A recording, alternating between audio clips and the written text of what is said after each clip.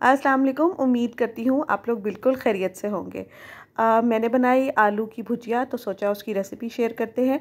बहुत ही मज़ेदार और बहुत ही ज़्यादा आसान, 10 से 15 मिनट के अंदर तैयार हो जाती है। चलिए जी शुरू करते हैं।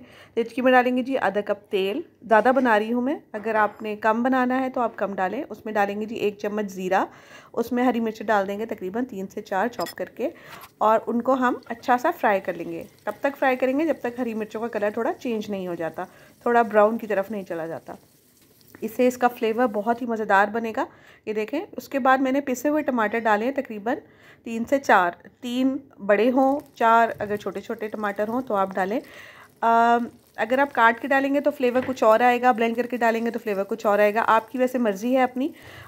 इसके बाद मैंने कुटी हुई लाल मिर्च 1.5 चाय के चम्मच डाला है, और फिर नमक 1 चाय का चम्मच डाला है, और फिर उसको भून लिया है। यार पिसी हुई लाल मिर्च ना मैं डालना भूल गई थी, उसी वक्त डाल लें, लेकिन मुझे बाद में याद आई तो मैंने फिर बाद में डाली थी। और फिर ये सब मसालों को टमाटर के साथ और हरी मिर्चें ज़ीरे के साथ अच्छे से भून लेना है। जब ऑयल अलग हो जाए और बहुत मज़ेदार मसाला तैयार हो जाए तो इसमें आलू डाल देंगे। मैंने आलू लिए जी 1.5 किलो के करीब, क्योंकि मैंने कहा बस आज मैंने कुछ और नहीं पकाना, बस मैंने यही पकाना है, तो मैंने ढेर सारे बनाए थे। और ये फिर मैंने इस मसाले के साथ आलूओं को मिक्स कर लेना है। मिक्स करने के बाद यार मैंने इसके अंदर थोड़ा सा पानी डाला था, 1/4 कप के करीब। कैमरा में वो इतना प्रोमिनेंट नहीं हुआ, साइड से वो थोड़ा सा आपको नज़र आएगा कि मैं पानी डाल रही हूँ। शायद कैमरे का एंगल थोड़ा सा सही नहीं था, लेकिन पानी मैंने डाला है इसके अंदर 1/4 कप। उसके बाद इसको मैंने ढक दिया, और ढक कर इसको तब तक पकाना है जब तक ये अच्छे से गल नहीं जाता।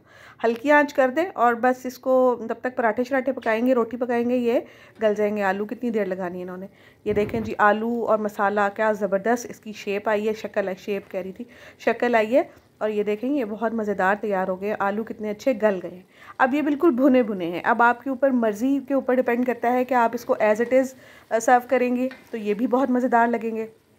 मैंने हल्का सा तकरीबन 1/4 कप, मतलब 2 घूंट पानी जिसे कहते हैं, 1/4 कप मैंने पानी इसके अंदर डाला था, ताकि हल्की सी ग्रेवी बन जाए, ताकि वो भी मज़ेदार लगती है। क्योंकि जब आप खाते हैं ना तो निवाला बनाने में थोड़ी ज़रा सी आसानी हो जाती है बच्चों को स्पेशली।